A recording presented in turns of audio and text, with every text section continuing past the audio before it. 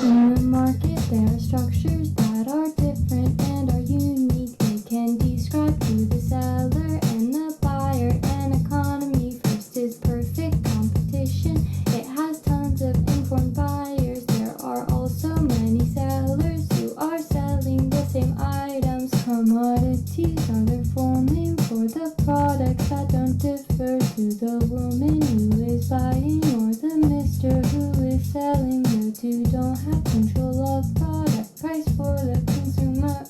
It is easy to make entries in the market as a business. If you need to, you can lead it because there are no barriers. People want perfect economy due to its efficient systems. But what other structures are there if the products can be different? Whetten, Whetten, Whetten, Whetten, Whetten, Whetten, Whetten, Whetten, Whetten, Whetten, Whetten, Whetten, Whetten, Whetten, Whetten.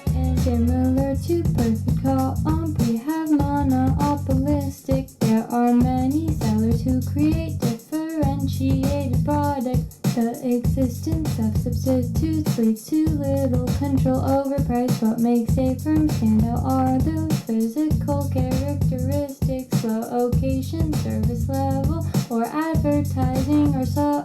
Also, non-price competition helps these companies have control. However, there is no firm with overflowing profits due to other firms' anti-advertising. Also, cheaper prices of goods. Whetten, Whetten, Whetten, Whetten, Whetten, Whetten, Whetten, Whetten, Whetten, Whetten, Whetten, Whetten, Whetten, Whetten, Whetten. Two companies make a different market structure. Oligopoly compared to perfect competition. Prices higher, outputs lower. High startup costs make it hard to enter the competition. Barriers of entry cause people to not want to join oligopolies. Governments fear oligopolies. Power to rule over products, making set rules so there's no illegal cartels to rule it. Collusions cause price fixing, making products all the same price. What would happen if one firm decides to rule over the others? Whetten, Whetten, Whetten, Whetten, Whetten, Whetten, Whetten, Whetten, Whetten, Whetten, Whetten, Whetten, Whetten, Whetten, Whetten, Whetten.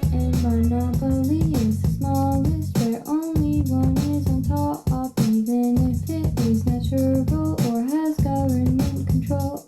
This market has a structure that can change all of the prices, but a seller must be careful due to the law of supply.